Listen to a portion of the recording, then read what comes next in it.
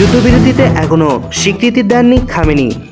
Iran ও ইসরায়েলের মধ্যকার সাম্প্রতিক যুদ্ধবিরতি ঘোষণার তত্ত্বেও ইরানের সর্বোচ্চ ধর্মীয় নেতা আয়াতুল্লাহ আলী খামেনি এর পক্ষ থেকে এখনও কোনো আনুষ্ঠানিক প্রক্রিয়া আসেনি। যদিও মঙ্গলবার দেশটির প্রেসিডেন্ট সহ শীর্ষস্থানীয় কর্মকর্তারা যুদ্ধবিরতির বিষয়টি নিশ্চিত করেছিলেন, তবে খামেনির নীরবতা নিয়ে ইরানি জনগণের মধ্যে সংশয় বিরাজ করছে।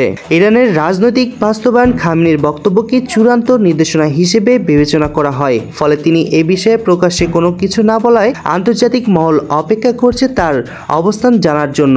কিছু প্রতিবেদনে দাবি করা হয়েছে বর্তমানে তিনি তেহরানের নিয়মিত বাসভবনে না থেকে একটি সুরক্ষিত ব্যাংকে অবস্থান করছে, যদিও ইরান সরকার এ তথ্য নিশ্চিত করেনি।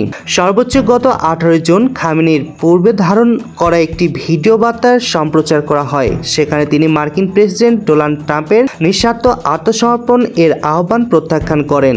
এই ভিডিওর পর থেকে তাকে আর প্রকাশ্যে দেখা যায়নি বা কোনো বক্তব্য শোনা যায়নি। এদিকে সোমবার রাতে মার্কিন প্রেসিডেন্ট ডোনাল্ড ট্রাম্প ইরান ইসরায়েলের যুদ্ধবিরতির বিষয়ে আনুষ্ঠানিক ঘোষণা দেন। এরপর দিন উভয় দেশ ও বিষয়টি নিশ্চিত করলেও পরে দুপক্ষে একে অপরের বিরুদ্ধে যুদ্ধবিরতি লঙ্ঘনের অভিযোগ তোলে।